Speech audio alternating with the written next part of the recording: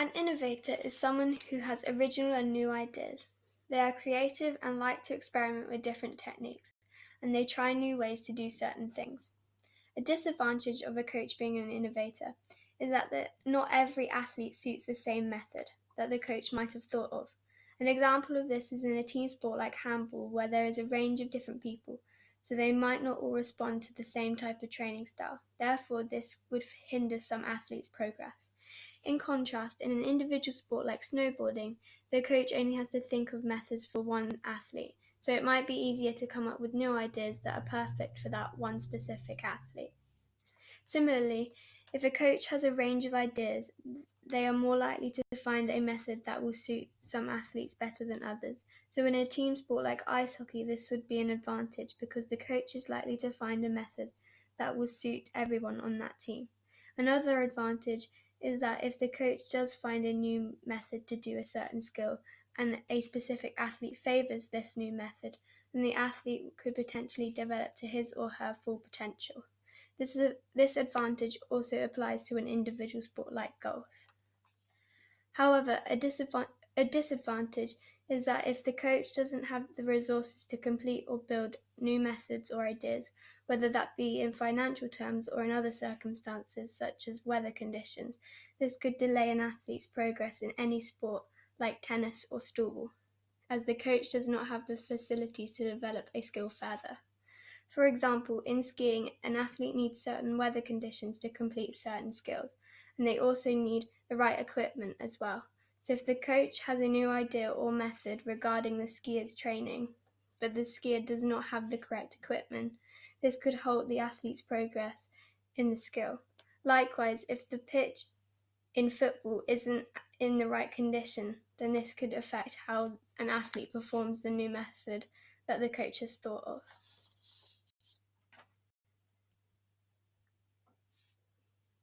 A role model is someone who you look up to. They model certain responses, behaviours and attitudes.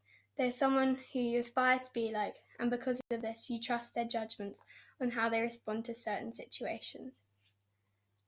An advantage of a coach being a role model is that they can have a positive influence on your behaviour. They can lead by example. For instance, at the end of a rugby match, if the coach goes and shakes the opposition's hand and says well done, this conducts sportsmanship, which condones positive ethics. Therefore, because the athlete looks up to their coach and respects him or her, they are more likely to copy this behaviour, especially if they are young children, as children are still making up their minds about their opinions and what is morally right or wrong. However, in contrast, a coach's reaction during a game can consequently affect the athlete's behaviour and how they react to this situation. For example, in an individual sport like badminton, if the coach reacts poorly to a certain decision the umpire makes, the only example the athlete has is the reaction of their coach, as they have no other teammates to boost their morale or show a good example. Therefore, the athlete might act the same way as their coach and conduct poor behaviour. Similarly, a coach can influence bad attitudes and demonstrate gamesmanship and deviant behaviour to their team or an athlete. For example, during a netball match, a coach can encourage gamesmanship by shouting or making noise when the opposition are trying to shoot.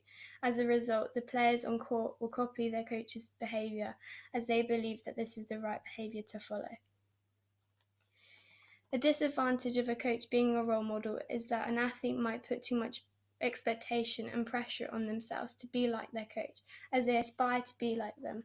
And as a result, if they don't reach their goals or targets, it could lead to them being disappointed. For instance, during an individual sport like gymnastics, because the athlete has no other influences but their coach, during a training session, if they can't complete a certain skill their coach has shown them, they might feel disappointed. Whereas during a team sport like cricket, if an athlete can't complete a certain skill, more often than not, another athlete can't complete that skill either. So consequently, you don't feel alone and as disappointed. However, on the other hand, you have to take into consideration that some athletes are motivated to keep going and give 100% because they look up to their coach and want to please them. Another advantage is that there is a range of role models in the world that are young, old, disabled, and different genders, etc., which can encourage every type of person. For example, a disabled athlete or coach in a team sport like wheelchair basketball or an individual sport like swimming can inspire the younger generation of disabled athletes and give them confidence to be the best at their sport. Although, despite this, there are many role models that nobody has heard of in particular sports like archery or volleyball. This is due to the lack of these sports being televised or having media coverage, this therefore having an effect on how popular the sport is.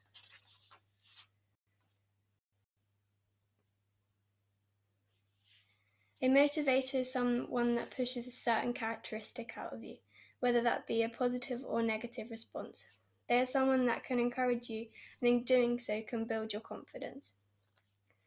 An advantage of a coach being a motivator is that they can influence a positive attitude and lift confidence within an athlete, resulting in the athlete reaching their full potential, even if they are tired or injured.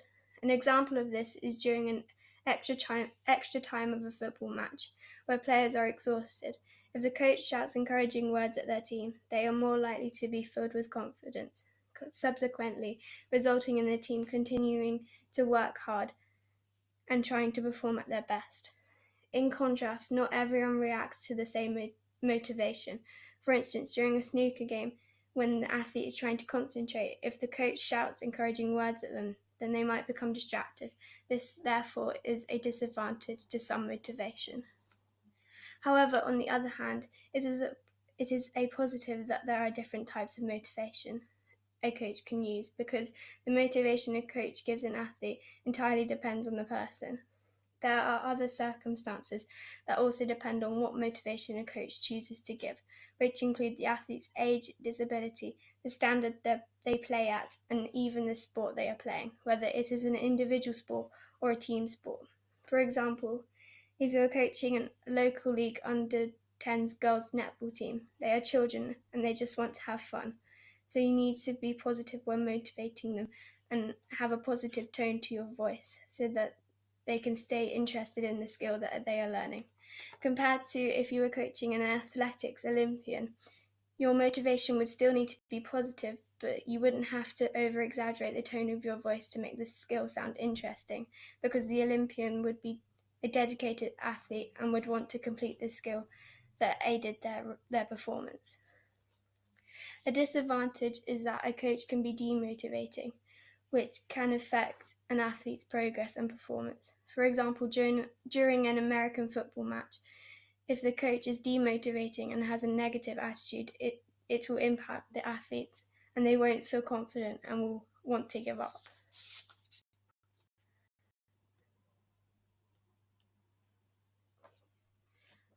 A friend is someone who supports you, who you like spending time with, and also someone who you can trust.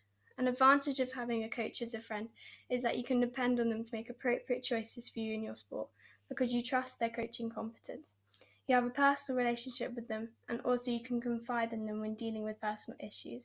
For example, in an individual sport like athletics, a coach can get to know the athletes personally because they can give all their attention to that one athlete and would have limited distractions, so therefore can help support, understand, and resolve personal issues, as well as dealing with tactics within the sport.